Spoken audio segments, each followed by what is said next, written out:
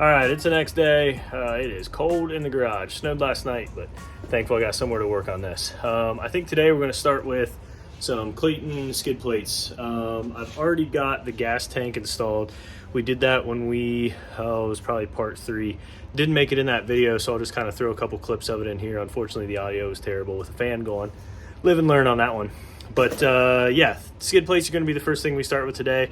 These will go onto that HD crossmember you guys saw us install in a previous video. It's 1/4 inch steel. The skids are 1/4 inch steel. They're just absolute beef. So excited to actually wheel with these and see how they do. But that's what's on the docket today. Let's get after it. Okay, so we started installing the HD crossmember from Clayton. We got one of the upper control arms in, upper control arm mounts, the driver's side, and then we realized that if we went ahead and installed the passenger side, we have to drop the gas tank to install this baby. This is the Clayton gas tank skid. It'll have full Clayton flat belly skids underneath it when we're done. So we've got to drop the tank, pull the factory skid plates off. The tank sits in this cradle, and then we'll reinstall everything. So we're gonna pause on the front control arm mount install, go ahead and drop the tank, put her in here, and get this installed first. So that's what's next.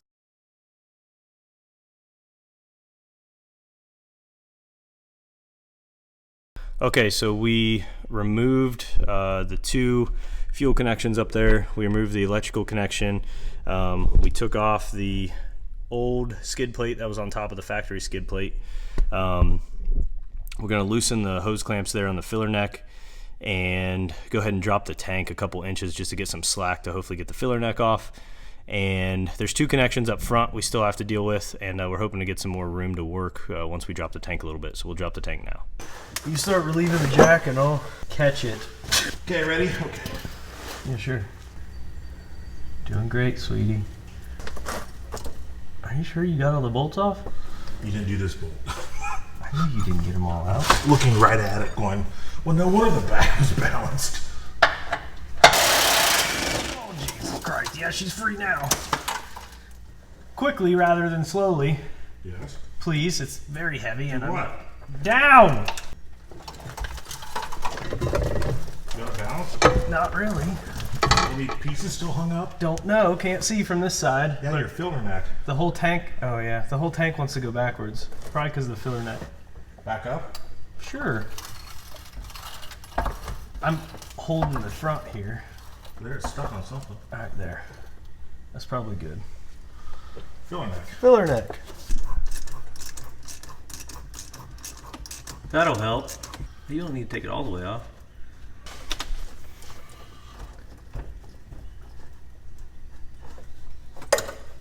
Is it off?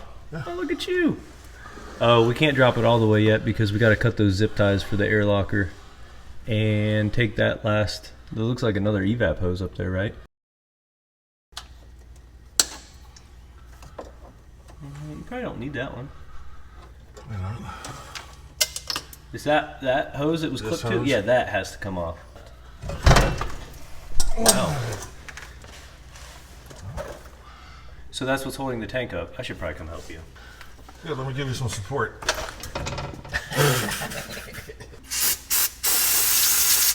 Spray this in, like that way. There you go. There you go. It's good for your lungs. What were you're worried about focus? And Safety third. What were you taking that stuff for? I'm awake. My eyes just got really big. God. Jesus. I think the fumes are trapped. Oh, yeah. Don't light a match. It's moving. It's moving. There it goes. It's coming off. There we go. God, the amount of mud that is in this tank. I thought you washed it. Well, I guess let it down slow and we'll see what we got. Jack it up for a minute. Okay. You got it? Sure, it must be tipped to the front side. Wow, this is a sensitive jack. Okay. Good? Yep. As long as you got all your cables off. Don't know yet. Can you see? Well, hell no, I'm holding it. Oh, we got one on the fuel pump here. Oh, wow. Caked in about an inch of dirt. Oh my goodness. The amount of dirt. There's an electrical connection right here. We've got to dig our way to it. Gross. There's some dirt in here. Wow. Wow.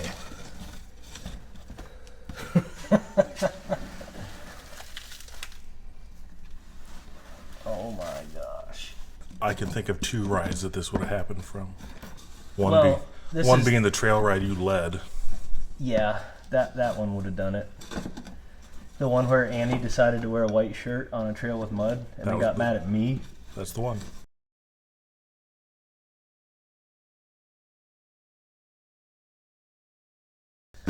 Well, this is like 10 years of dirt. This tank's never been out, so. Well, let me get my Indiana Jones hat and archaeological brush, and we'll be back with you in a few. So we dug our way to the electrical connection. Let's see if I can pop that red tab that I always tell you guys not to break. Maybe not. Okay. Tab's out. What are the chances this big guy will actually come off? Oh. There we go. There we go. Now she's free. Okay, so it's free. We just gotta get it out. Oh. I think we'll just slide the jack out and then slide it out on its own. There we go. You got my nice clean jack dirty. Darn. Wow. I think this thing's full of fuel. Remember how you said, "Oh, I didn't fill it up from last ride." So Well, I probably filled it up in the morning and then drove a quarter tank out of it and then decided to test it. put it on a trailer and put it in this barn for 6 months, and now we have a full tank of fuel. So, your, what do we call this? An anti-splash, the rollover valve right here. Those were the 2 connections we had to take off.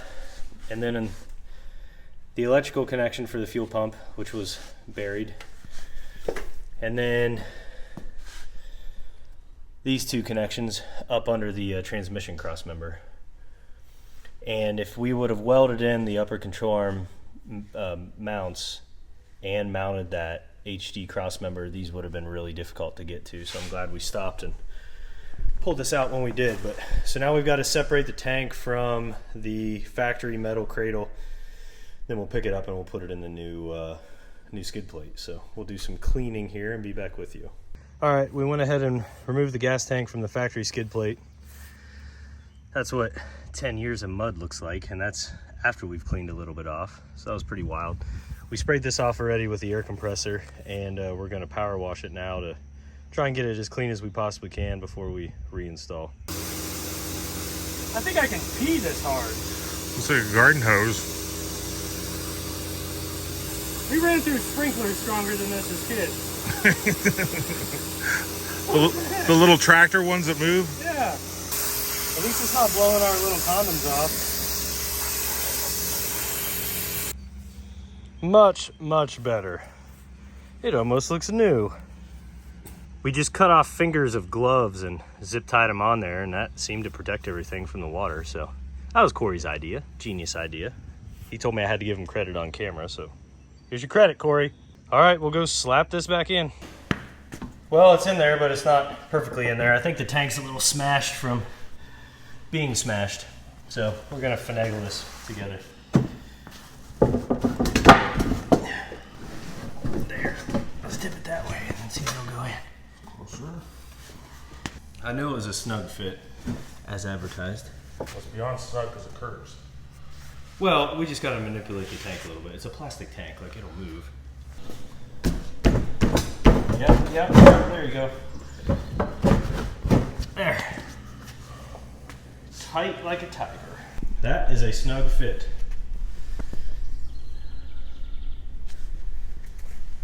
So it's in. Clayton actually did a really good job. The one thing we didn't do, I think it's one of these two, has to be cut off if you have a traditional control arm setup. because our, I think it was the lowers, because our control arms are outboarded, we didn't have to cut that off, fingers crossed. So once we get it back up in there, if we need to cut it off, we will, but for now we're just powder coated it and we'll try it. Guys, it's super humid here today. Well, this whole week. Corey and I, see, I threw the NI in there to make sure you weren't offended, are ripe. And I'm going to have to put that respirator on to work next to you the rest of the day. The smell of gasoline is welcomed. 60% of the time it works every time. What are you wearing? 83. 87 octane, baby. Oh, 87. You got nicer stuff. Actually. No, really, don't slide this. Oh my goodness. I'm going to hit it on rocks and make my own scratches. There, now you can scratch it up. Wow, I smell you. That's what I said. I didn't smell you before, and then you fermented. Really? Is that strong?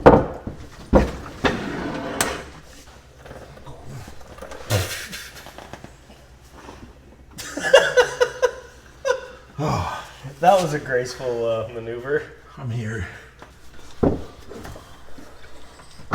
Oh, much better. I feel air coming out. Oh, good. We still have this over the fill neck, so it didn't spill. That was actually a happy accident.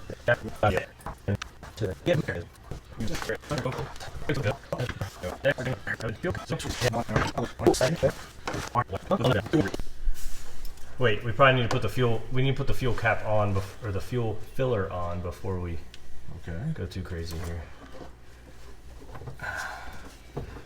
There we go. Am I hooking up stuff back here then? Sure. There's one. There's two. There's three. I think that's four. All right. Okay, guys, we got everything hooked up. We got to tighten the fuel neck, and this bolt right here, couldn't get a socket in there, so we got to use a wrench. But all these connections are all put back together. And then there was two up towards that transfer case up there that we clipped back together, and everything should be in. So we're gonna get a wrench out and tighten that last bolt. But that's pretty much the gas tank skid install. So really not too bad once you dig through all the dirt. The shop foreman is very energetic this morning. He's like, "Would you hurry up?" Yeah. This is your official introduction, buddy. Guys, this is Ace. He is right now he's a 10-month-old golden retriever black lab pup. We would love to figure out how to get him in this baby, but with only 2 doors, it's kind of rough. So if you guys got any ideas of wheeling with dogs with a 2-door, let me know in the comments. Okay, we're starting with the trans skid. Like I said, the gas tank's already in. When I installed it, I forgot to put this little piece in there, so I had to loosen up the gas tank bolts, drop it down a little bit, and I just shoved a pry bar in here to separate the tank from the skid. And then now we've got to line up these holes, and we've got some really short hardware to run up in there. All right, those are installed. This just kind of fills the gap between the gas tank and the skid, because the skid comes up and stops right about here. So now we've got a way to connect everything together and keep it nice and flat.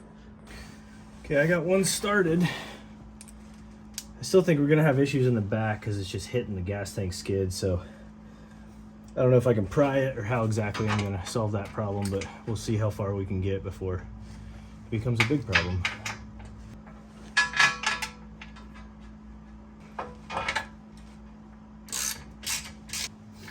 I didn't check these to see how, if the powder coat got on the threads. Yeah, we're just dealing with powder coat on threads. So we're started there. Now we got to solve the back problem. Okay, here's where we're at. I ran a couple ratchet straps to the outside of the Jeep to suck the gas tank out. Our big issue was, let's see if I can get you good. Right here, you can see that the gas tank, the gas tank and the trans skid Basically I have to touch and then bolts go through. So we were trying to get enough room to slide this up, which right now I've got it. I'm going to try to get a bolt in or something.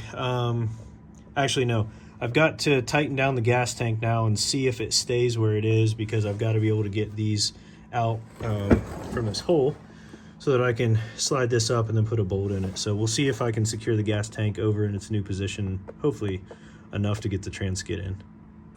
Okay, it looks like we at least got clearance here. That trans skid slid up. All the bolt holes seem to be lining up, so I'm going to go ahead and start putting in the outer bolts and working my way back. All right, update. I went ahead and tightened all the flush mount bolts and then moved over to the OEM bolts. This bolt, for whatever reason, we just barely touched the frame. I just took a cutoff wheel and cut it off. I don't really care. It literally feels like the whole gas tank has to go passenger, even though I moved it once. There is a remnants of a long arm bracket. Let me show you. So I just cut this long arm bracket, or this, I guess it was a stock bracket, and you can see the gas tank is touching it. I don't know if that's what I need to move the whole tank over, but I mean, this is set up for a, you know, a stock Jeep to just connect and go. So I would think that they would not expect you to remove all your stock bracketry to put this skid plate on. So I'm not really sure why the gas tank is where it is. But the other thing, a couple issues. I can't get the bolts in that little kind of connector piece between the gas tank skid and the skid plate. And then we've got a pretty decent gap between the gas tank and the trans skid. I haven't found anything that said that's correct, but if you look up in here, you can see the issue, so hang on. So you guys can see there's a kind of an L bracket there on the trans skid, and then it butts up to the gas tank skid, but for whatever reason, those guys are not lining up. There's supposed to be 3 bolts that go through there. And again, it acts like the gas tank is too high or my skid plate's too low. I did look over here at my cross member to see if maybe I mounted that a little low, which is way too late to move that again. But from what I've seen, that's pretty much normal. So not 100% sure why these guys aren't going together. I've heard this is a pain in the butt to put on, but honestly, for now, we've got enough bolts in it. We're just going to send it. And if I got issues with it later, I still got to drop this tank eventually, so all this has to come back out. I'm really just trying to get it to the point where I can wheel it. So it's not 100%, but it'll work for the weekend. Okay, guys, against my better judgment, and because Corey wasn't here to rush me through everything, I went ahead and loosened up every single gas tank bolt. The whole thing kind of settled down to where it needed to be. And then I put a ratchet strap on it and pulled it forward, so I'll show you what that looks like. So there is the ratchet strap pulling everything this way, and now you can see our holes almost line up. I'm going to try and shove a punch up in there. I'm hoping that if I get all these in and then tighten this guy, that everything will kind of be locked into place, and then as I tighten the gas tank, it won't be forced to suck up. So we'll see. Well, I did it. They're all in there. Now let's go underneath and see if we can actually get those 2 elbows to match. Well, I can't believe it, but I did actually get all these bolts in. Everything's nice and flush underneath. We'll see what it looks like when I tighten up the gas tank. Obviously, I missed 2 washers there, but it's 1/4 inch steel. I think it'll be fine. So everything is connected. I'll suck the gas tank up and fingers crossed. All right, this bolt right here is the one that sucked everything up. It was hanging down about 2 inches, but because we connected everything and we got the that kind of mating plate between the 2 skid plates, everything was connected before I tightened this. I tried to tighten this first and then tighten the mating plate, and everything bound up. So I would tighten everything first and then run this up at the very end. But overall, the let's see, 2/3 of the skids are in, gas tank's in, transfer case is in. We'll move on to the oil, but super nice once it's done. Pain in the butt to finish though. Okay, we're moving on to the oil pan skid. Boss is here. So I went through the hardware list. They don't show you, cool buddy, right in the shot. They don't give you actual directions for anything newer than an 11. You can click on the directions online and it shows an 11 instead of a 12 to 18. So a little bit different hardware than what's listed. These guys are a little bit longer than these guys. And this guy, I don't know if that's intentional or an accident, but we'll figure it out. Okay, I've got the two brackets just hanging from the motor mounts. And I'll go ahead and slide the skid plate up in here. They're just loose, so I can move them once I get the skid plate up. All right, we got 4 bolts going in here.